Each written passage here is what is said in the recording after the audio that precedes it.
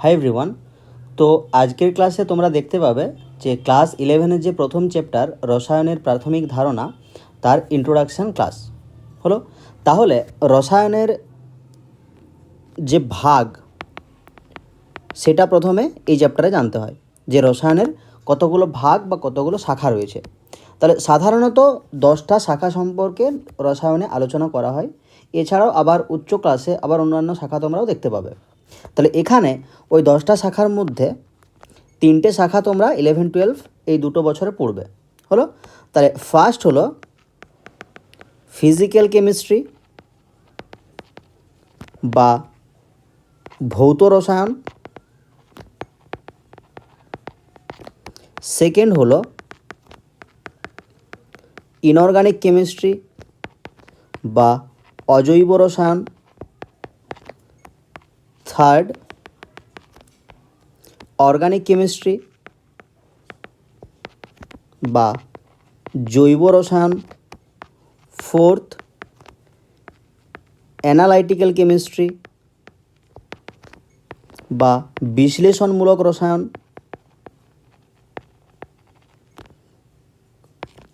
আচ্ছা fifth medicinal chemistry বা ঔষধিক রসায়ন, সিক্সথ বায়োকেমিস্ট্রি বা জীবজ রসায়ন, সেভেন্থ অ্যাগ্রিকালচারাল কেমিস্ট্রি, এটা হচ্ছে কৃষিজ রসায়ন। ওকে, এইটথ অ্যাপ্লায়েড কেমিস্ট্রি বা ফলিত রসায়ন,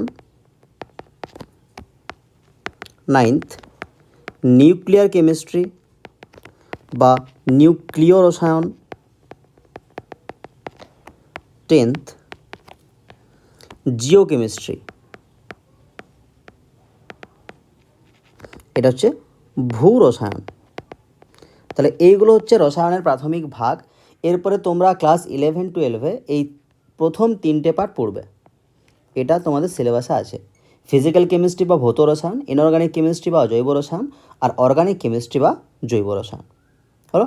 এটা তোমাদের 11 আর 12-এর মধ্যে আছে। তাহলে এখানে ভাগগুলো থেকে কোশ্চেন তো সেরকম কিছু জিজ্ঞেস করবে না, জাস্ট জেনে রাখা যে ভাগগুলো কী কী হলো। এরপরে যেটা কেমিস্ট্রি পড়তে আমাদের বাধ্য করে যে কী জন্য আমরা কেমিস্ট্রি পড়ব, আমাদের জীবনে কেমিস্ট্রির ভূমিকা কী, তো সেটা একটু জানতে হয়। তাহলে রসায়ন পাঠের উপযোগিতা কী, আমরা এটা পড়বই কেন, উপযোগিতা হলো। এরপরে এটা ক্লামজি হয়ে গেল, উপযোগিতা। তো ফার্স্ট আমরা বলতে পারি যে সকাল থেকে শুরু করে একদম বিছানায় যাওয়া পর্যন্ত কেমিস্ট্রির অবদান অপরিসীম। ঠিক আছে, একদম সকালে উঠে তুমি যে ব্রাশ করছো, ওই যেটা যদি ব্রাশ করছো তার টুথপেস্ট বা ব্রাশ, ওই দুটোই কিন্তু কেমিস্ট্রির দান। কারণ ওই টুথপেস্টটা তৈরি হয় বিভিন্ন কেমিক্যাল দিয়ে, আর ওই ব্রাশটা তৈরি হয় বিভিন্ন পলিমার বা ফাইবার দিয়ে, যেটা কেমিস্ট্রির ফলে সম্ভব হয়, তাই না? তাহলে এরকম সকাল থেকে শুরু করে তুমি যেসব জিনিসপত্র ইউজ করছো সেখানে রসায়নের অবদান রয়েছে। তাহলে তার মধ্যেই কিছু জিনিস দেখব। আচ্ছা, আরেকটা ব্যবহার বলে দিই। ধরো খাবার খাচ্ছ, ঠিক আছে, আমরা বাড়ির খাবার বেশি দিন বাড়িতে স্টোর করে রাখা যায় না, খারাপ হয়ে যায়। কিন্তু দোকানে যেসব প্যাকেটজাত জিনিস পাওয়া যায় সেগুলো অনেক দিন ভালো থাকে। কেন বলো তো? ওগুলোতে প্রিজারভেটিভ দেওয়া থাকে বা সংরক্ষক দেওয়া থাকে। তাই প্রিজারভেটিভ বা সংরক্ষক দেওয়া থাকার জন্যই ওই জিনিসগুলো অনেক দিন ভালো থাকে, নষ্ট হয় না, তাই না? তাহলে ওরকম অনেক ভূমিকা রয়েছে, তার মধ্যে কিছু ভূমিকা বা উপযোগিতা আমরা লিখব। যে ফার্স্ট হলো খাদ্যবস্তুর সংরক্ষণ ও উৎপাদন হলো, এটা হচ্ছে ফার্স্ট। সেকেন্ড বলতে পারি যে চিকিৎসা বিজ্ঞানে এই যে বিভিন্ন রকম ওষুধ আমরা প্রতিদিন ব্যবহার করি, ওই সব ওষুধ হচ্ছে সব রসায়নের দান, তাহলে চিকিৎসা বিজ্ঞানে ব্যবহার রয়েছে। থার্ড বলতে পারি যে দৈনন্দিন জীবনে ব্যবহার্য জিনিস উৎপাদনে, একটু আগেই বললাম ব্রাশ টুথপেস্টের কেসটা, ওরকম অনেক জিনিস আছে। আর বলতে পারি শিল্পে, তাহলে শিল্পে অনেক রকমের কেমিক্যাল লাগে, অনেক অ্যাসিড ক্ষার ওইসব জিনিসপত্র লাগে, প্রতিটা জিনিসেরই রসায়নের অবদান রয়েছে। হলো? আচ্ছা, এরপরে তো এইগুলো গেল রসায়নের উপযোগিতা। এরপরে রসায়নের কুপ্রভাব কী আছে? রসায়নের কুপ্রভাব মানে খারাপ দিক কী আছে? তাহলে ধরো এই রসায়নকে ব্যবহার করে বিভিন্ন রকমের নিউক্লিয় বোমা তৈরি করা হয় বা পারমাণবিক বোমা তৈরি করা হয়, তাহলে ওই বোমাগুলো ব্যবহারের ফলে অনেক মানুষের জীবন যায়, তো এটা একটা রসায়নের কুপ্রভাব বলতে পারো। আচ্ছা, এরপরে আমরা যে কীটনাশক ব্যবহার করি সেগুলো যদি অতিমাত্রায় ব্যবহার করা হয় সেটা মানুষের হেলথ বা স্বাস্থ্যে অনেক প্রভাব ফেলে, তো সেটার একটা কুপ্রভাব। এছাড়াও বলতে পারো যে বিভিন্ন রকমের ড্রাগ আমরা তৈরি করি, সেটা অনেক খারাপ কাজে বা নেশার কাজে ব্যবহার করা হয়, ওটাও একটা কুপ্রভাব। তাহলে ফার্স্ট বলতে পারো যে পারমাণবিক বোমা, এটা একটা হবে। সেকেন্ড বলতে পারো ক্ষতিকর কীটনাশক। থার্ড বলতে পারো বিভিন্ন রকম ড্রাগ। তাহলে এইগুলো হচ্ছে বিভিন্ন রকম কুপ্রভাব। হলো? আচ্ছা, এরপরে দেখো পদার্থ। তাহলে পদার্থকে জেনারেলি দুটো ভাগে ভাগ করা যায়। কী ভাগে? তাহলে ফার্স্ট ভাগ হচ্ছে ভৌত প্রকৃতি অনুসারে। ভৌত প্রকৃতি অনুসারে, এগুলো যদিও লোয়ার ক্লাসে পড়েছ, তাও বলে দিচ্ছি একবার। সেকেন্ড হচ্ছে রাসায়নিক প্রকৃতি অনুসারে। এটা হচ্ছে জেনারেল দুটো ভাগ। হলো? ভৌত প্রকৃতি অনুসারে এর তিনটে ভাগ। একটা হচ্ছে কঠিন, তরল আর গ্যাসীয়। এগুলো সব জানো, কঠিন কি, তরল কি, গ্যাসীয় কি। আচ্ছা, রাসায়নিক প্রকৃতি অনুসারে এটাকে দুটো ভাগে ভাগ করা যায়। তো একটা হচ্ছে বিশুদ্ধ পদার্থ আর একটা মিশ্র পদার্থ।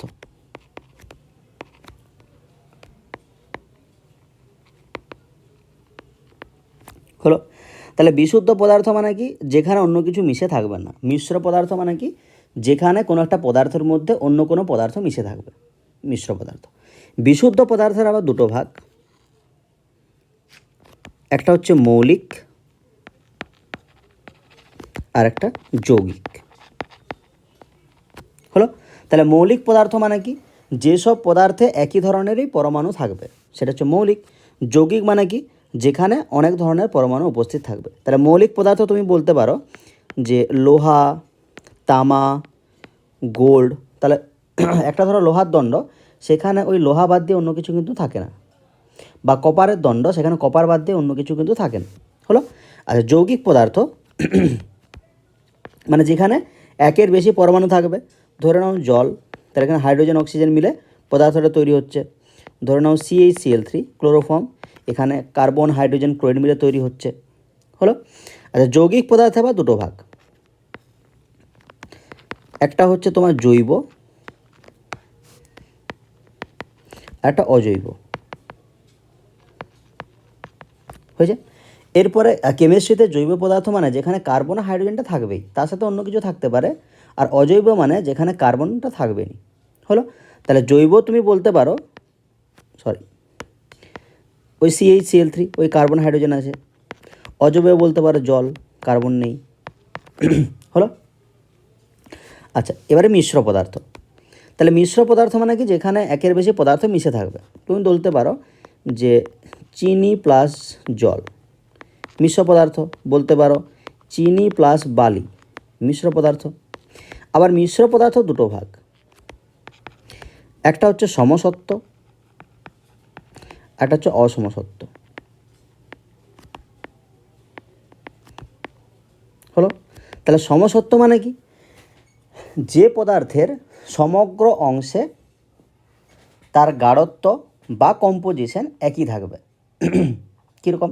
ধরো চিনি আর জলের মিশ্রণ আছে, তাহলে তুমি একটা বালতির উপর থেকে চিনি জল নিলে যেরকম মিষ্টি লাগবে, নিচ থেকে নিলেও সেরকমই মিষ্টি লাগবে। তাহলে ওই ধরনের মিশ্রণকে বলা হয় সমসত্র পদার্থ। হলো, তাহলে এটা তুমি বলতে পারো চিনি প্লাস জল। তাহলে অসমসত্ব মানে কি? সব জায়গায় কম্পোজিশন সমান থাকবে না, হয়েছে? কম্পোজিশন বা সংযুতি যেটাকে বাংলায় বলা হয়। যেমন ধর চিনি আর বালি, তুমি যেমন করেই মিশিয়ে নাও না কেন, তুমি ওটাকে সমানভাবে মেশাতে পারবে না। কোনো জায়গায় দেখবে বালির পরিমাণ বেশি, চিনি কম, কোনো জায়গায় দেখবে চিনির পরিমাণ বেশি, বালি কম। তাহলে এটা বলতে পারো তুমি চিনি প্লাস বালি। হলো, ওকে, এটা গেল তোমার পদার্থের বিভিন্ন রকম শ্রেণীবিভাগ। এরপরে ভৌত রাশি, ক্লাস 9-এর জিনিস একটু রিক্যাপ করে নাও জাস্ট। তাহলে ভৌত রাশি কি? যেসব রাশিকে পরিমাপ করা যায় তাদেরই ভৌত রাশি বলে। তাহলে যেসব রাশি পরিমাপ করা যায় তারাই হচ্ছে ভৌত রাশি। যেমন বলতে পারো যে দৈর্ঘ্য, ভর, সময় ইত্যাদি। হলো, ব্যাস। তাহলে এইগুলো গেল তোমার জেনারেল জিনিস। এরপরে কেমিস্ট্রির একটু ভিতর দিকে ঢুকছি, যেটা তোমরা ফিজিক্স পোর্শনেও পেয়ে থাকবে, তাৎপর্যপূর্ণ অঙ্ক সংখ্যা বলে একটা টপিক, যেটা ফিজিক্সও কিন্তু আছে। তাহলে নেক্সট টপিক হচ্ছে তাৎপর্যপূর্ণ অঙ্ক সংখ্যা।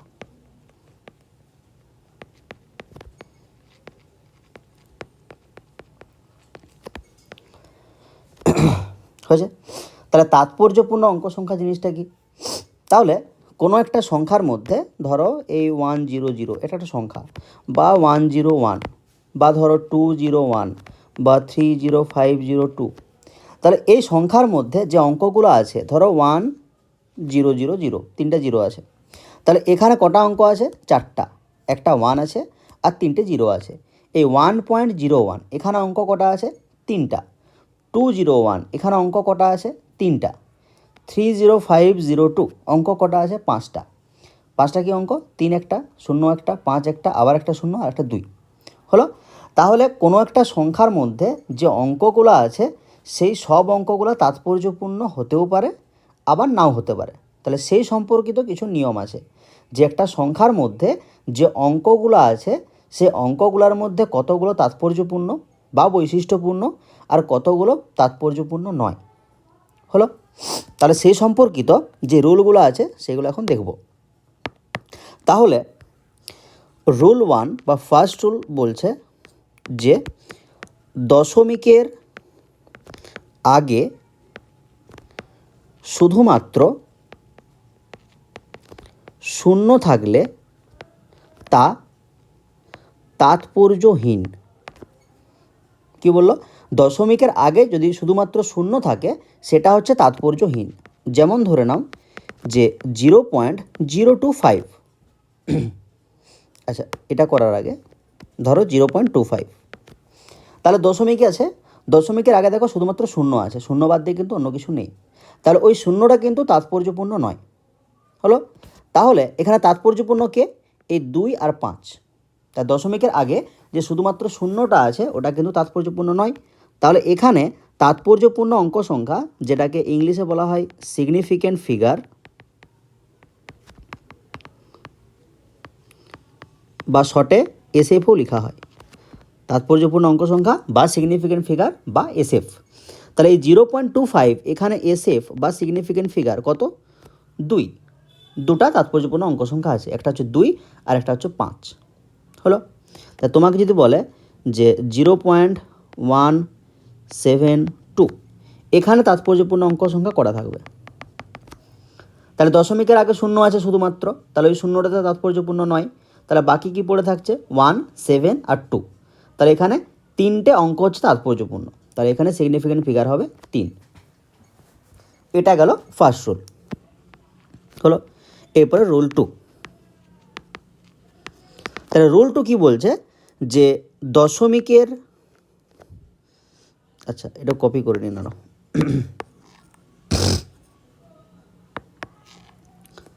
দশমিকের আগে শুধুমাত্র শূন্য থাকলে এবং দশমিকের একদম পরে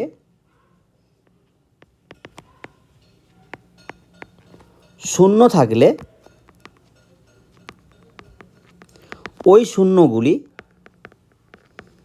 তাৎপর্যহীন। তাহলে কি বললো, দশমিকের আগে শুধুমাত্র শূন্য থাকলে এবং দশমিকের একদম পরে শূন্য থাকলে ওই শূন্যগুলা তাৎপর্যহীন। তাহলে ধরো 0.025 এটা আছে, তাহলে দেখো দশমিকের আগে শূন্য আছে, আবার দশমিকের একদম পরেও শূন্য আছে, তাহলে এই দুটো শূন্য তাৎপর্যহীন। তাহলে পড়ে আছে কি 2 আর 5, তাহলে এখানে সিগনিফিকেন্ট ফিগার কটা থাকবে, দুটা, কারণ দশমিকের আগে তো শূন্য আছেই, আবার দশমিকের একদম পরেও শূন্য আছে। আচ্ছা, এটা কি হবে, ধরো 0.00729 এই সংখ্যাটা, তাহলে এখানে দশমিকের আগে শূন্য আছে, দশমিকের একদম পরেও শূন্য আছে, তাহলে এই শূন্যগুলো তাৎপর্যহীন। তাহলে এখানে 7, 2 আর 9 এই তিনটে অঙ্ক হচ্ছে তাৎপর্যপূর্ণ। তাহলে এখানে সিগনিফিকেন্ট ফিগার কত হবে, 3 হলো। এরপর ধরো একটা সংখ্যা 0.0507, তাহলে এখানে এই 5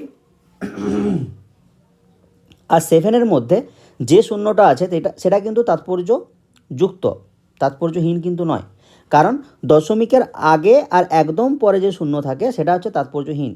তাহলে এই 5 আর 7-এর মধ্যে যে শূন্যটা আছে সেটা কিন্তু তাৎপর্যযুক্ত। তাহলে এখানে সিগনিফিকেন্ট ফিগার কত হবে, 3ই হবে, কারণ ওই শূন্যটা দশমিকের একদম পরে নেই, যেটা 5 আর 7-এর মধ্যে আছে আর কি। তাহলে 5 আর 7-এর মধ্যে শূন্যটা কিন্তু তাৎপর্যপূর্ণ হলো। আচ্ছা, এরপরে রুল 3। তাহলে রুল 3 বলছে যে দশমিকের আগে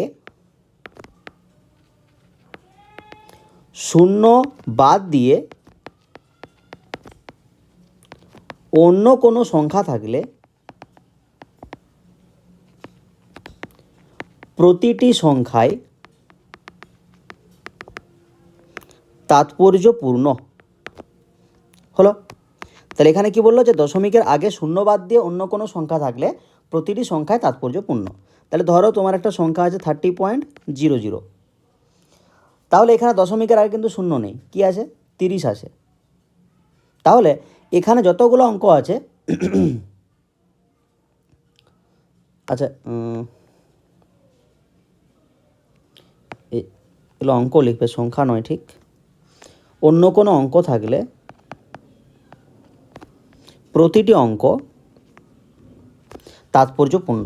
তাহলে 30.00 এখানে 3 আর 0 আছে দশমিকের আগে, মানে 30 আছে, তাহলে এখানে 30টা তো শূন্য নয়, তাহলে দশমিকের আগে শূন্য নেই, 30 আছে, তাহলে এখানে প্রতিটা অঙ্কই তাৎপর্যপূর্ণ। তাহলে 3, 0, 0, 0 সব অঙ্কগুলোই তাৎপর্যপূর্ণ। তাহলে এখানে সিগনিফিকেন্ট ফিগার থাকবে 4। ধরো 30.05, তাহলে এখানে দশমের আগে শূন্য তো নেই, 30 আছে, তাহলে এখানে সিগনিফিকেন্ট ফিগার কত থাকবে, এখানেও 4 থাকবে। এটা গেল রুল 3। আচ্ছা, রুল 4। তার রুল 4 বলছে যে দশমিক যুক্ত সংখ্যার সাথে 10⁻x, যেখানে এক্সটা হচ্ছে পূর্ণ সংখ্যা, পূর্ণ সংখ্যা মানে 1, 2, 3 ওইগুলো, 1.5, 1.6 ওগুলো কিন্তু নয়। তাহলে 10⁻x গুণ থাকলে ওই দশমিক যুক্ত সংখ্যায় প্রতিটি সংখ্যায় তাৎপর্যপূর্ণ, প্রতিটি সংখ্যায় তাৎপর্যপূর্ণ হলো। তাহলে ধরো একটা সংখ্যা আছে 1.025 ইন্টু 10⁻7, তার দশমিক যুক্ত সংখ্যাটা কি, 1.025 হলো। আচ্ছা, দশমিক প্রতিটি অঙ্ক, এটা অঙ্ক হবে, হ্যাঁ। তাহলে 1.025 এর সাথে গুণ আছে কি 10⁻7, মানে 10⁻x গুণ আছে। তাহলে এখানে যে অঙ্কগুলো আছে 1, 0, 2, 5 এই প্রতিটা অঙ্কই কিন্তু তাৎপর্যপূর্ণ। তাহলে এখানে সিগনিফিকেন্ট ফিগার হবে 4। এটা গেল রুল 4। আচ্ছা, রুল 5। রুল 5 কি বলছে, যে পূর্ণ সংখ্যার ক্ষেত্রে পূর্ণ সংখ্যার ক্ষেত্রে একেবারে ডান দিকের শূন্যগুলি তাৎপর্যহীন। ধরো 2 5 এরকম 4টা জিরো, 5টা জিরো, 6টা জিরো, যতগুলো পারে জিরো দিয়ে দাও। তাহলে এখানে দেখো পূর্ণ সংখ্যা, এটা দশমিক তো কিছু নেই, তাহলে একদম ডান দিকে শূন্য মানে এইগুলা, এগুলো দেখা একদম ডান দিকে শূন্য আছে, আর অন্য কিছু নেই। তাহলে এখানে তাৎপর্যপূর্ণ অঙ্ক কত হবে? শুধুমাত্র 2 আর 5, মানে দুটা। ধরো একটা সংখ্যা আছে 305, এটা, তাহলে একদম ডান দিকে শূন্য কোনগুলো? এইগুলো। তাহলে এইগুলো তাৎপর্যহীন, তাহলে কি পড়ে আছে? 3, 0 আর 5। তাহলে এখানে সিগনিফিক্যান্ট ফিগার কত হবে? 3 হবে, মানে 3টা অঙ্ক তাৎপর্যযুক্ত। ওকে।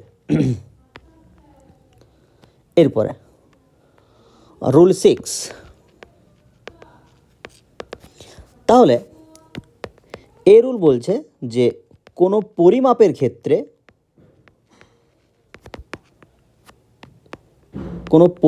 ক্ষেত্রে প্রতিটি অঙ্ক তাৎপর্যপূর্ণ হলো। ধরো 5000 মিটার বললো, এখানে তাৎপর্যপূর্ণ অঙ্ক সংখ্যা কটা? তাহলে 5000 যদি থাকতো তাহলে তো একটা, কারণ ডান দিকে শূন্যগুলো তাৎপর্যহীন। তাহলে এখানে আছে 5000 মিটার, তাহলে এটা পরিমাপ বোঝাচ্ছে। তাহলে এখানে যতগুলো অঙ্ক সবগুলোই তাৎপর্যযুক্ত। তাহলে কটা অঙ্ক আছে? 4টা। তাহলে এখানে সিগনিফিক্যান্ট ফিগার হবে 4 হলো। এরপরে রুল 7। তাহলে এই রুল কি বলছে? যে বস্তুর সংখ্যার ক্ষেত্রে তাৎপর্যপূর্ণ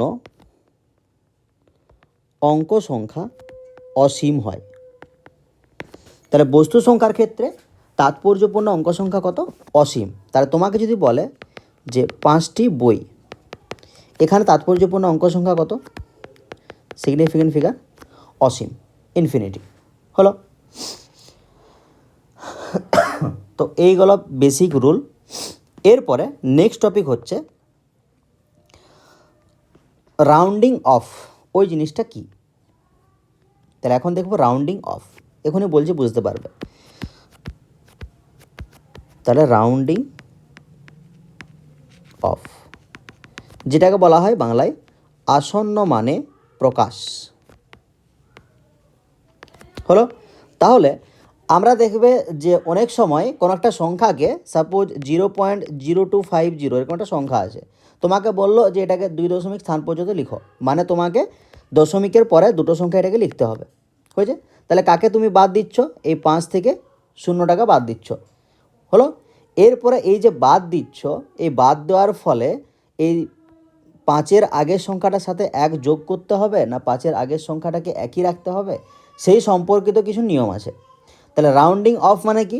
তোমাকে যতটা দশমিক পর্যন্ত লিখতে বলবে তুমি ততটা দশমিক পর্যন্ত লিখবে, এবং ওর ফলে যে সংখ্যাগুলো তুমি বাদ দিচ্ছ সেই জন্য আগের সংখ্যার সাথে তুমি 1 যোগ করবে না আগের সংখ্যাটাকে একই রাখবে, সেই সম্পর্কিত কিছু নিয়ম আছে হলো।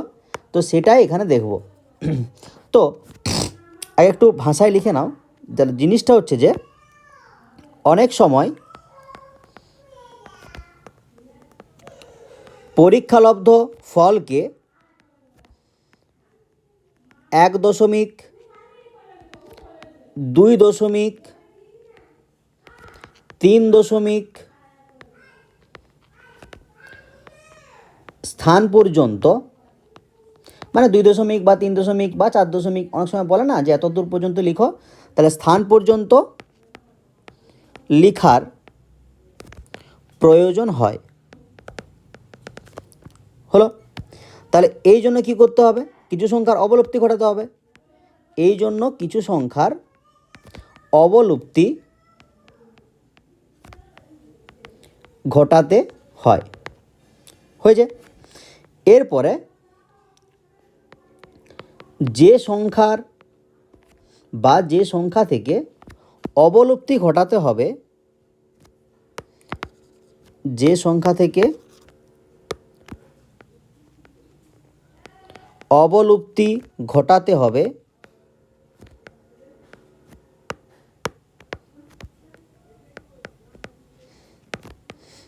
তার উপর নির্ভর করে আগের সংখ্যার সাথে 1 যোগ করতে হয় বা আগের সংখ্যাটি একই রাখতে হয়। হলো? তো এটা হচ্ছে নিয়ম, যে তোমাকে যতদূর পর্যন্ত লিখতে বলবে সেই অনুযায়ী আগের সংখ্যার সাথে হয় 1 যোগ করতে হবে বা আগের সংখ্যাটাকে একই রাখতে হবে। হলো? তাহলে এই সম্পর্কিত যে নিয়মগুলো আছে সেটা হচ্ছে ফার্স্টে দেখব। তাহলে ফার্স্ট নিয়ম কি বলছে, যে অবলুপ্ত যে সংখ্যাটা, অবলুপ্ত সংখ্যাটি 5-এর বেশি হলে, তাহলে যে তুমি সংখ্যাটার অবলুপ্ত ঘটাবে সেটা যদি 5-এর বেশি হয় তখন কি হবে, তখন ওই আগের সংখ্যার সাথে 1 যোগ করতে হবে। হলো? তাহলে ধরো যে 12.173 এটাকে তুমি 2 দশমিক স্থান পর্যন্ত লিখতে চাও বা 1 দশমিক স্থান পর্যন্ত লিখতে চাও, তাহলে এটাকে যদি 1 দশমিক স্থান পর্যন্ত লিখতে হয় মানে দশমিকের পরে একটা ঘর রাখতে হবে, মানে এখানে বাদ দিতে হবে কাকে, এই 7 আর 3কে। তাহলে 7 আর 3কে যদি বাদ দাও তাহলে এই যে সংখ্যাটা 7 এটা 5-এর বেশি, তাহলে 5-এর বেশি হওয়ার জন্য ওই আগের যে সংখ্যা 1 ওটার সাথে 1 যোগ করে দিলেই হবে। তাহলে এটাকে 1 দশমিক স্থান পর্যন্ত লিখলে হয় কি হবে 12.2। 1 দশমিক স্থান মানে কি, দশমিকের পর একটা সংখ্যা থাকবে, তাহলে একটা সংখ্যা তো রাখতেই হবে, আর বাদ দিচ্ছ কাকে, 7 থেকে একদম পুরোটা যেটা আছে সেটাকে বাদ দিতে হবে। তাহলে 7টা 5-এর বেশি, ওই জন্য ওই আগের সংখ্যা যেটা 1 ছিল ওর সাথে 1 আমি যোগ করে দিলাম। হলো? এরপরে 2 নম্বর, অবলুপ্ত সংখ্যাটি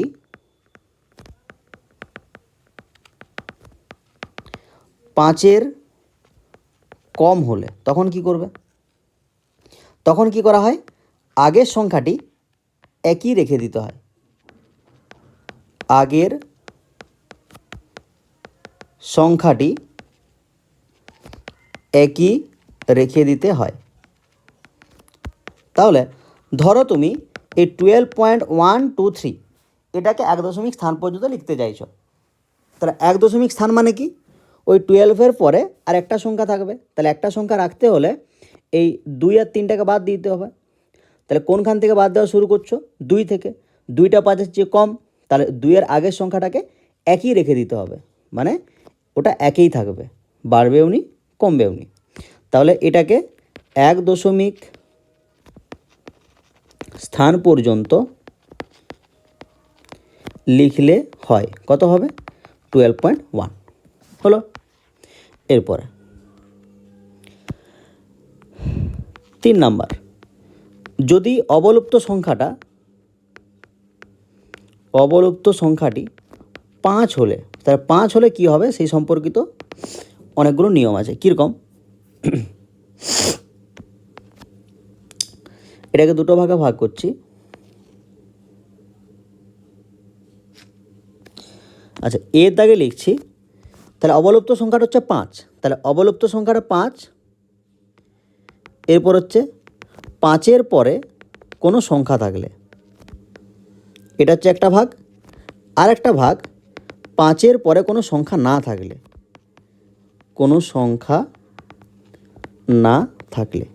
এটা হচ্ছে দুটো ভাগ। তাহলে অবলুপ্ত সংখ্যাটা 5, তারপরে কি বলছে যে 5-এর পরে কোনো সংখ্যা থাকবে না, আর অবলুপ্ত সংখ্যাটা 5 কিন্তু 5-এর পরে কোনো সংখ্যা থাকবে, এর হচ্ছে দুটো ভাগ। তাহলে যদি অবলুপ্ত সংখ্যাটা 5 হয় আর 5-এর পরে কোনো সংখ্যা থাকে, সেই ক্ষেত্রে কি করতে হয়, ওই আগের সংখ্যার সাথে 1 যোগ করতে হয়, আগের সংখ্যার সাথে 1 যোগ করতে হয়। হলো? তাহলে ধরো তোমার কাছে আছে 12.557, তো এটাকে তোমাকে বললো যে এক দশমিক স্থান পর্যন্ত লিখতে। তাহলে এক দশমিক স্থান মানে কি, দশমিকের পরে একটা সংখ্যা থাকবে। তাহলে অবলুপ্ত কোথার থেকে করতে হবে, এই 5 আর 7 থেকে। তাহলে যে সংখ্যার থেকে অবলুপ্ত ঘটাচ্ছ সেটা হচ্ছে 5, আবার 5-এর পরে কোনো সংখ্যা একটা আছে, এখানে 7 আছে। তাহলে এই ক্ষেত্রে কী করতে হবে, ওই আগের সংখ্যার সাথে 1 যোগ করে দিতে হবে। তাহলে এটাকে তুমি যদি এক দশমিক স্থান পর্যন্ত লিখো, এক দশমিক স্থান পর্যন্ত লিখলে কি হবে, 12.6, আগের সংখ্যার সাথে 1 যোগ হয়ে যাবে। আচ্ছা, এরপরে অবলুপ্ত সংখ্যাটা 5, কিন্তু 5-এর পরে কোনো সংখ্যা থাকবে না, এটার আবার দুটো ভাগ। তাহলে কি দুটো ভাগ, 5-এর আগের সংখ্যাটি জোড়, আর হচ্ছে 5-এর আগের সংখ্যাটি বিজোড়। তাহলে যদি জোড় হয় তাহলে আগের সংখ্যাটাকে একই রেখে দিতে হয়, আগের সংখ্যাটিকে একই রেখে দিতে হয়। আর যদি বিজোড় হয় তাহলে আগের সংখ্যার সাথে 1 যোগ করতে হয়। হলো, তাহলে ধরো তোমার কাছে আছে 12.45, তাহলে এটাকে তোমাকে বলছি যে এক দশমিক স্থান পর্যন্ত লিখো। তাহলে তোমাকে ওই দশমিকের পরে একটা সংখ্যা পর্যন্ত লিখতে হবে। তাহলে বাদ দিতে হচ্ছে কাকে, 5কে। দেখো 5-এর পরে কোনো সংখ্যা নেই, তাহলে 5-এর আগের যে সংখ্যাটা আছে দেখো 4, এটা হচ্ছে জোড়। তাহলে জোড় হওয়ার জন্য ওর সাথে আমি কোনো কিছু যোগ করব না, তাহলে এটাকে 12.4ই রেখে দেবো। তাহলে 12.45কে এক দশমিক স্থান পর্যন্ত লিখলে 12.4ই হবে। হলো। আচ্ছা, এরপরে যদি বিজোড় থাকে তাহলে 1 যোগ করতে হবে। ধরো এটা 12.55, তাহলে এটাকে যদি তুমি এক দশমিক স্থান পর্যন্ত লিখতে চাও তাহলে ওই দশমিকের পর 1 ঘর পর্যন্ত লিখতে হবে। তাহলে বাদ কোথায় দিচ্ছ, ওই 5কে। তাহলে 5কে বাদ দিচ্ছ, 5-এর পরে কোনো সংখ্যা নেই, কিন্তু 5-এর আগের সংখ্যাটা বিজোড়, তার জন্য এখানে 1 যোগ করতে হবে। তাহলে 12.6, তাহলে 12.55কে এক দশমিক স্থান পর্যন্ত লিখলে 12.6 হবে। হলো। তো এই গেল রাউন্ডিং অফের বিভিন্ন রুল। আচ্ছা, এরপরে আজকে লাস্ট পার্ট, যে দশমিক সংখ্যার যোগ বিয়োগ আর গুণ ভাগ। দশমিক সংখ্যার যোগ বিয়োগ ও গুণ ভাগ। তাহলে যোগ বিয়োগের ক্ষেত্রে একরকম রুল, আর গুণ ভাগের ক্ষেত্রে আরেক রকম রুল। তাহলে ফার্স্টে দেখব যোগ আর বিয়োগ। তাহলে আগে রুলটা বলে দিই, তারপর একটু বুঝিয়ে দিচ্ছি। তাহলে এখানে লিখবে যে